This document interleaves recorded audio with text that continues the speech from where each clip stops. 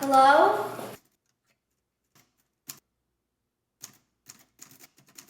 Hello? Hello? Hello. So, what's with the leg? You mean this leg? Yep. I have a boot on my leg. I don't know how it got on there. Can you help me get it off of there? No, actually, Maleficent took a little bite out of me right there, and I'm scared, so I'm wearing a boot now. Okay, so first question is, how old were you when you started to write stories? Oh my goodness. Back around the Civil War. No, I was 10 years old because my brother and sister, who were older than I, had learned how to type on a typewriter like I was earlier. And I wanted to be able to type, so I stole my sister's book on how to do it. And once I taught myself how to touch type on a typewriter, I had nothing to type. So I wanted to practice, and I took books off the shelf in my room, my favorite books, and I would type pages from the books just to practice that. And it dawned on me sometime later that I could be writing my own stories instead of copying somebody else's. So it really worked out to be about 10 years old. Thank you for joining us on our Kids Do interviews. Thank you for having me, Madison. This is fun. So, what got you interested in writing? You know, I'm not sure. I've always been a storyteller. In middle school, I was the guy who set everybody up with their girlfriend and boyfriend, even though they didn't know they liked each other. I was kind of an invisible matchmaker. Both my grandfather on both sides, my mom and dad's sides, were big storytellers. My grandfather laid telegraph cable across the United States in the late 1800s and early 1900s. Wow. And he lived with Indians, so he told Native Americans, so he told wonderful stories about that. And my grandfather on my father's side learned long-form poetry. So he could memorize like 2-hour poems. Oh my gosh. And he would sit down with me in our living room and go, oh, you know, and I'd go, oh. But the storytelling really caught on, I think, and I've just been a storyteller my whole life. That's cool. Yeah. Did you ever get in trouble in school for writing weird things? No, I got in trouble in school because I would ask teachers how they were sure of certain things. And they would say, Mr. Pearson, hallway. And I would go, okay. Because, you know, early on in high school, I was told what writers were thinking as they were working on something. And I said, how can we be sure, without a biography or something, how can we be sure that person is actually thinking that when they're writing and that they're planning that carefully ahead? And they didn't like that, so they'd send me to the hallway. But it turns out that I might have been right about that. I'm in a rock and roll band with a number of authors, one of whom is named Amy Tan. And she's this terrific writer. And Amy was waiting to go on at a bookstore one day. And she picked up one of those cheat sheet books that kids use to cheat. Yeah. And it was all about her book. And she said, and I was reading how brilliant I was. And none of the things they were saying was what I was really thinking. So who knows? What was the most fun thing you write about? Oh, any favorite question is very hard to answer, but without a doubt, my time with Disney, and especially I get to go inside the Disney parks after closing hours, and I get to go on the rides when they're shut down, and then they turn them on for me, and I get to ride them 10 and 12 times, and I take furious notes, and then I write chapters about what scared me or what interested me or what excited me. That experience has been the experience of a lifetime. The only thing that's past it is getting to write with Dave Barry for 10 years, who's a Pulitzer Prize winning, funny guy. And those 10 years were probably the best ever. And speaking of Disney rides, what is your favorite ride at Disney? I just said I don't like favorites. What do I do, Madison? I don't like favorites. No, I think the best beginning, middle, and end ride is Splash Mountain. Oh. The thing that separates Disney from all other amusement parks is that every attraction in Disney has a beginning, a middle, and an end. Yes. And they have like 80 to 120 page books written about the story that you are taking part in as you go through the attraction. And it's something that separates them from everyone. And it really appeals to me, this idea of telling a story. So Splash Mountain is spot on for beginning, middle, and end. The middle is dark and it gets more complicated in that flat part. Yeah. The end is that chute where I scream and hide my head. But I love them all. I mean, I love Haunted Mansion. Oh, yes. I love Thunder Mountain. I'm a big fan of Epcot. I like The Land. I like Soarin'. I like Test Track. So, I mean, it just goes on and on. I'm not a huge fan of things that make you want to throw up. So you can take those off the list. Yeah, but, my favorite other than that, is Space Mountain. Oh, it is? Well, that would scare me. Really? I've seen it with the lights on. And never stand up. That's all I can say. Make sure that belt is really strong and never stand up. I went on to Expedition Everest when it was shut down. And it took 2 hours to walk it. And I walked it with the man who had designed it. And at the end of it, he said, now I'm going to radio in and we're going to turn the ride on for you and you can ride it by yourself. And I said, well, it's really kind of you, but I really don't like roller coasters. And he said, Ridley, I got up at 4 in the morning to make this tour for you and you're going to ride my roller coaster. So he put me in the front seat of Expedition Everest and sent me off alone. And a grown man was going, help me, the whole way through that ride. It was terrifying. So what was your inspiration for the Kingdom Keepers? Have you ever been in the Disney parks? Yes. Have you ever been in the Magic Kingdom or Disneyland? Yes. Have you ever been in there during the fireworks? Yes, I have. Okay. And have you ever left after the fireworks? Yes. So there's about 60,000 of you leaving after the fireworks, and I was with my family, and I'm a very fast walker, except when I have this, Madison. And I got way ahead of my family, and I was standing by the turnstiles, and have you seen Toy Story? Yes, I have. So you know when Andy's door shut, the toys come alive? Yes. And I just had I had my Toy Story moment. I was standing at the turnstiles, 60,000 people were coming by me, and there wasn't a single Disney character whom we'd met that day in the park. We had met, any number of characters, from Minnie and Mickey to Mary Poppins to the princesses. None of them were leaving the park. Yeah. So where were they? And that's what started the Kingdom Keepers. Is I sat there and thought, yeah, where are they and what are they doing?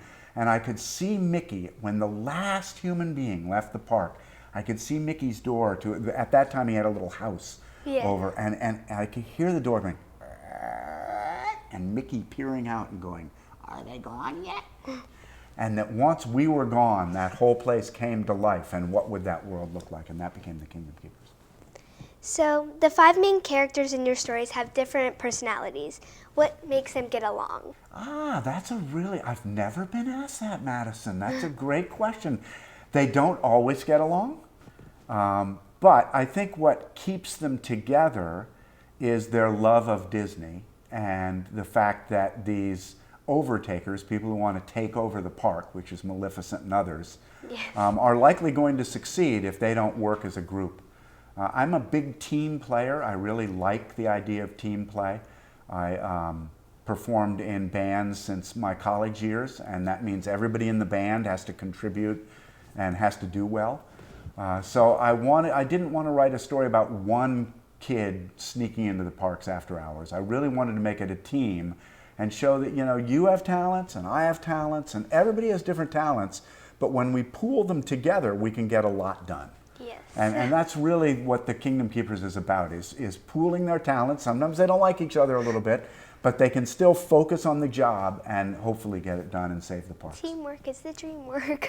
Nice. Where do you get that? I like that. Teamwork is the dream work. Next book, Madison. Next book.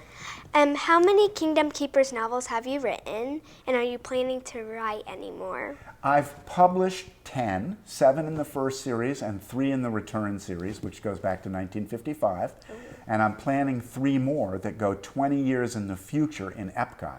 Because, did you know that Walt Disney originally envisioned Epcot as a community where about 60,000 people would live and work. No, I did And not. he passed away, and they weren't able to do that with that park.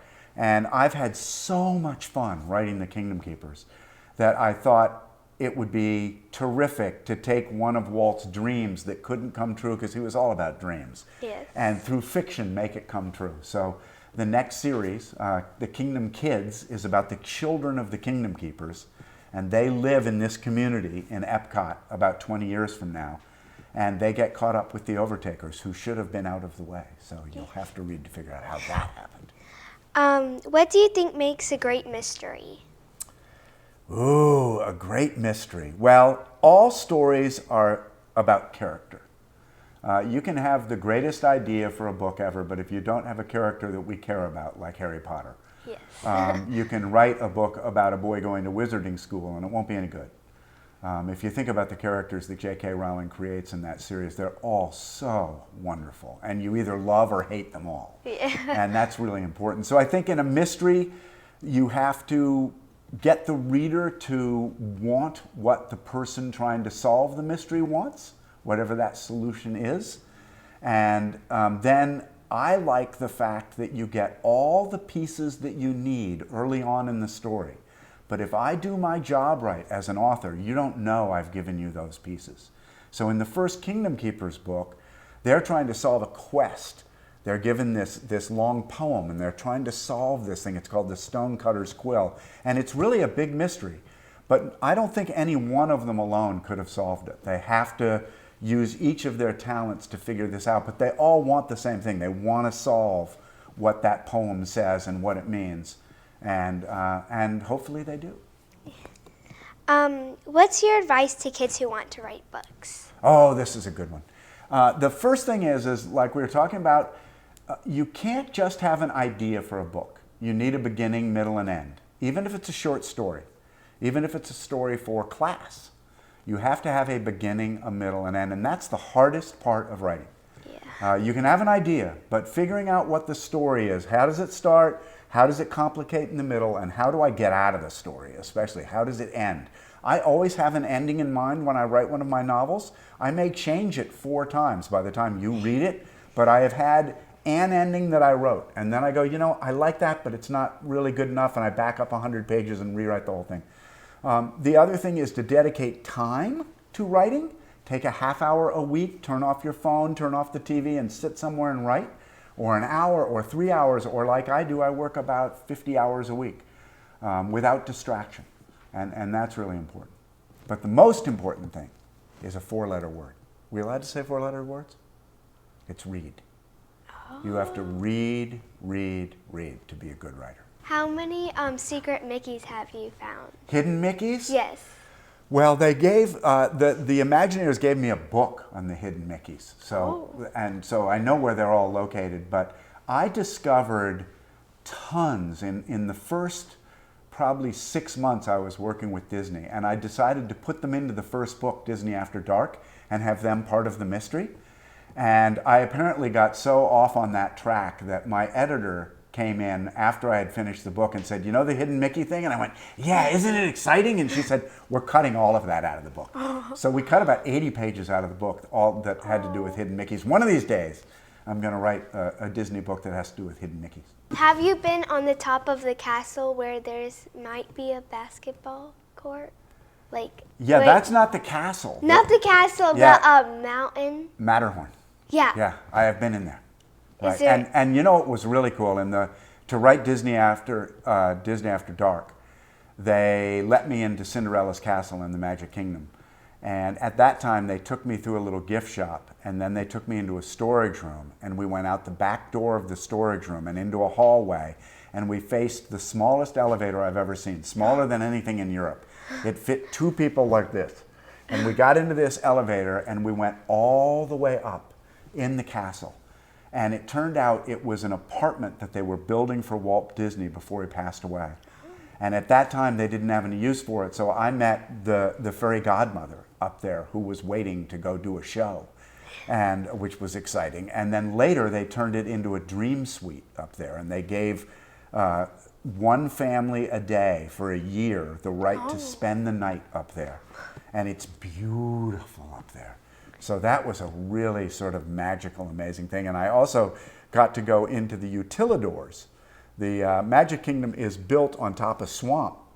So they built it, actually they raised it about 30 feet, and they built 1.5 miles of tunnels underneath the Magic Kingdom to move all the cotton candy and t-shirts around in. So there's a little city under the Magic Kingdom. And to get to go down there and walk around, it's so exciting. And while I was doing it, there was one huge, huge pipe in the corner of almost every hallway we were in. And I finally said, "What's with the big pipe?" And the person touring me said, that's our trash. That's how we get rid of trash in the Magic Kingdom. Because you don't see people wheeling wheelbarrows of trash out. No. They take the bags and they drop them down these little holes that are carefully guarded, and it's sucked into this thing, and it gets sucked out of the park, like all the way through the park, and then lands in this big compactor. So by the end of the first Kingdom Keepers books, I'm thinking trash bag, kid. Trash bag, kid. So the kids are doing cannonballs into the trash system and getting sucked out of the park. Do not do this, because it will kill you, but not in my book. What's the most surprising thing you found out about Disney World? Oh, that's a really tough one, because I have many, many of them I'm not allowed to say. No. I've promised I wouldn't give away some of the secrets, but I think one of the most special times was in Disneyland when I was writing the Return series. Disney allowed me up into Walt's former apartment, where he would stay when he was having late nights there. He and his wife would stay. And he had a fire pole that he could just jump on and go down, because he was basically a kid at heart. And eventually they took that out. But I was, at the time, I was trying to work out a really important plot element in the Return. And I said, could I just, be in here kind of half alone? And they left me in there for 45 minutes. And I got to just sort of channel Walt Disney for about 45 minutes in his original apartment.